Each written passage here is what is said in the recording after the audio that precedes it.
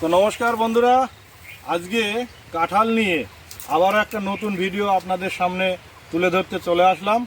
দেখতেই পাচ্ছেন পেছনে দুজন দাদা এসছে বাইরে থেকে। তো দাদাদের এই কাঁঠাল চারা নিয়ে কিছু অবজেকশন রয়েছে। আমাদের সেই চির পরিচিত সেই বড় নার্সারির সঙ্গে চারা নিয়েছিলেন, তারপরে সেই চারায় কি রেজাল্ট হয়েছে। তো আজকে আমার কাছে দাদারা এসছে চারা নিতে, ঠিক আছে।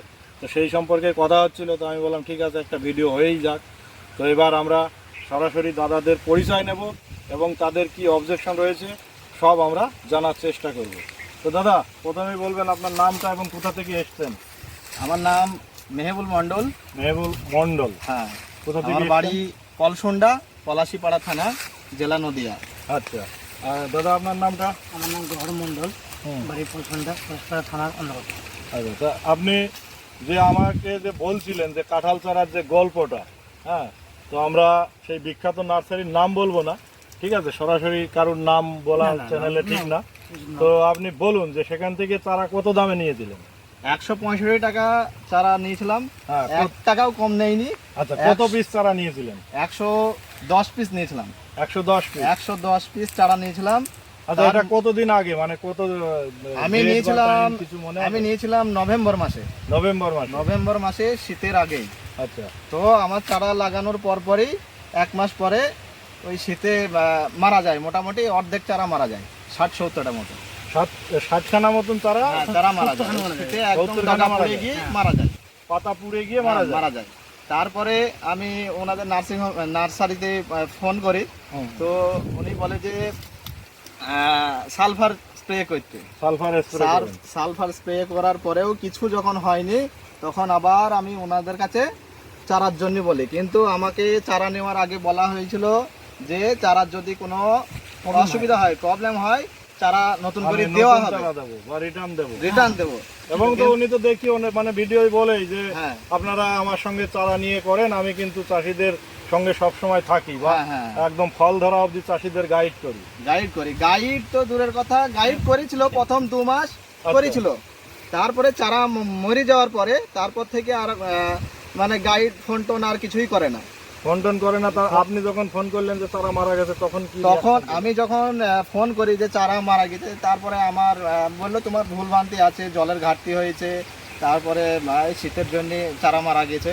তারপরে আবার ওনার কাছে নতুন করে চারা নেই, কিন্তু আমাকে চারার দাম আবার যা দাম 165 টাকা, আবার 165 টাকায় পরে আবার কত পিস নিয়েছিলেন? পরে আবার আমি নিয়েছিলাম 35 পিস ওনার কাছ থেকে। 35 পিস? হ্যাঁ, ওনার কাছে ওই একই দাম নিয়েছিল, কোনো কনসিডার নেই, কোনো মানে কম 1 টাকাও কম নেই। গরিব মানুষের উপর যে লাথি মারা, মানে গরিব মানুষের পেটে লাথি মারা। বন্ধুরা, আপনারা শুনছেন যে গরিব মানুষের পেটে লাথি মারা, কিন্তু একদম আমাদের সে প্রান্তিক ঘরের ছেলে এবং চাষবাস করি, তাই তো আমরা সবাই চাষের সঙ্গে যুক্ত, ঠিক আছে। তাই আমার আশা ছিল যে যার কাছ থেকে চারা নিয়েছি, আমার আশা ছিল যে চারা মারা গেছে আমার ভুলে হোক, যার ভুলে হোক, কিছুটা চারা মানে অর্ধেক ভাগ, 3 ভাগের 1 ভাগ বা কিছু দাম কম একটু হেল্প করা দরকার ছিল। কিন্তু ওনারা আমার সঙ্গে যে ব্যবহারটা করেছে, একদমই একটা চারার দামও কম নেয়নি, একটা চারার কম নেয়নি। তারপরে আমি আবার ইউটিউব দেখে, বিভিন্ন জায়গায় ইউটিউব দেখে আমার যে 60টা চারা মারা গিয়েছিল, তার মধ্যে ওই 35টা ওখান থেকে নিয়েছিলাম, আর বাকি 35টা ওই গৌতমদার কাছ থেকে নিয়েছিলাম।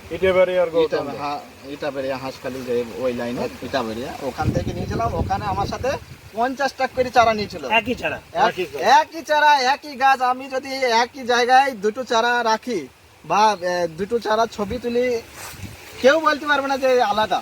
আচ্ছা, আপনার যে ঠিকানাটা বললেন, ওই জায়গাটা কোথায় আপনার? আমার বাড়ি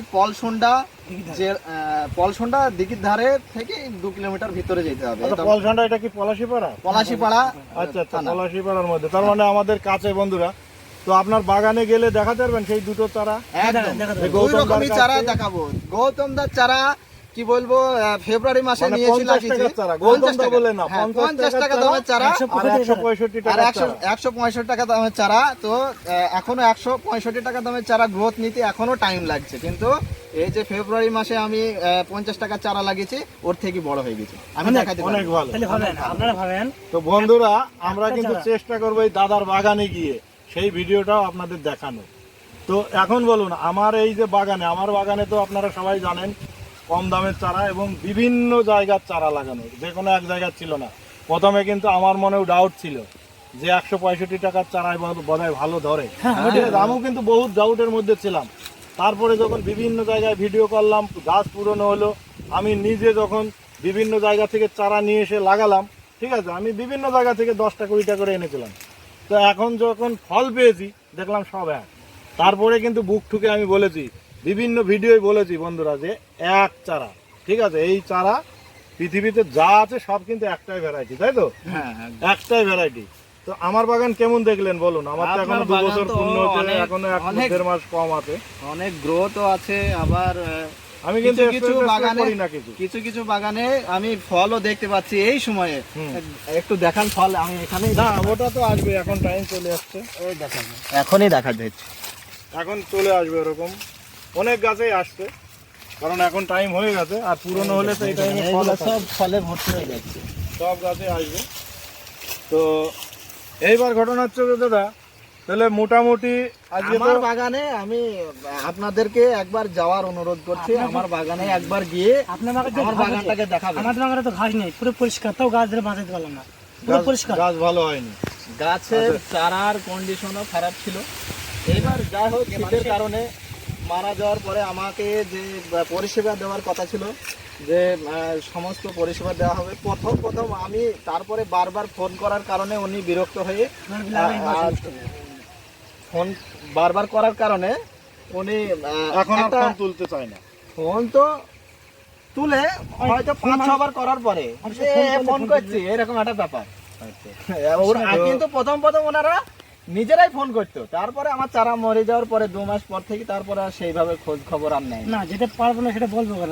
আমার বাগানে এই যে বন্ধুদেরকে একটু দেখান ক্যামেরায়, এই যে দেখুন, এই সব ডালে এই যে গোছ পোতায় রয়েছে, হ্যাঁ, এগুলো সব এরকম শার্ট করে কিন্তু চারা বাঁধা ছিল, প্রচুর ডালে চারা বাঁধা ছিল। এই যে এদিকে একটু দেখা, ওই যে এই যে এখানে চারা বাঁধা, এই যে এটা যেরকম এখনো বাঁধাই রয়েছে নিচে, এই যে দেখুন এই চারাগুলো কিন্তু এই যে এসব ডালে সব চারা বাঁধা ছিল।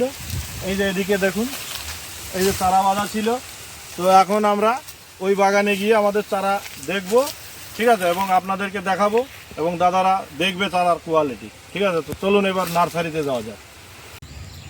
তো এবার দাদা, আপনি তো সেই বিখ্যাত নার্সারির চারা নিয়েছিলেন, আর আমাদের চারা এই যে একটু দেখান বন্ধুদের কিরকম কোয়ালিটি। পছন্দ হচ্ছে কোয়ালিটি দেখে? হ্যাঁ, হ্যাঁ, একদম পছন্দ হচ্ছে না?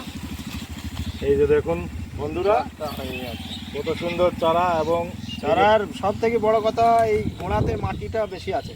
মাটি বেশি আছে। আপনার ওখানে প্যাকেটে সেরকম ছিল না, না মাটি? মাটিটা একটু কম ছিল। এই যে শুকিয়ে গেছে দেখুন, মাথায় রস নেই, এখনই জল দেব। চারার কোয়ালিটি দেখুন, ঠিক আছে। তো এই হচ্ছে ব্যাপার বন্ধুরা। আপনারা অবশ্যই যারা কাঁঠাল বাগান করবেন, ঠিক আছে, দাদা বলে দেন, যারা কাঁঠাল বাগান করবেন তারা কোথার থেকে চারা নেবেন বা কাঁঠাল কিভাবে বাগান যারাই করবেন, দেখে শুনে নেবেন। ব্যাপার হচ্ছে চারা জালিয়াতি হচ্ছে। বেশি দাম কম দাম বলে কিছু নাই। থাই 12 মাসি বা ভিয়েতনাম 12 মাসি সব ওই একই জিনিস। হ্যাঁ, অনেক জায়গায় আমি অনেক কটা নার্সারি ঘুরে অনেক কটা জায়গা থেকে চারা নিয়ে দেখেছি, তবে ফল হলে সব ভিডিওতে দেখাতে পারবো। এখনও আমার হয়তো টাইম লাগবে 1 বছর ফল হতে। ফল হলে আবার আপনাদেরকে দেখাবো। এবার চারা সেই একই, মানে লাগানোর পরে যে পাতা আলাদা হচ্ছে বা অন্য কিছু হচ্ছে সেই একই হচ্ছে, সব একই সব চারা, একই চারা হচ্ছে। ঠিক আছে।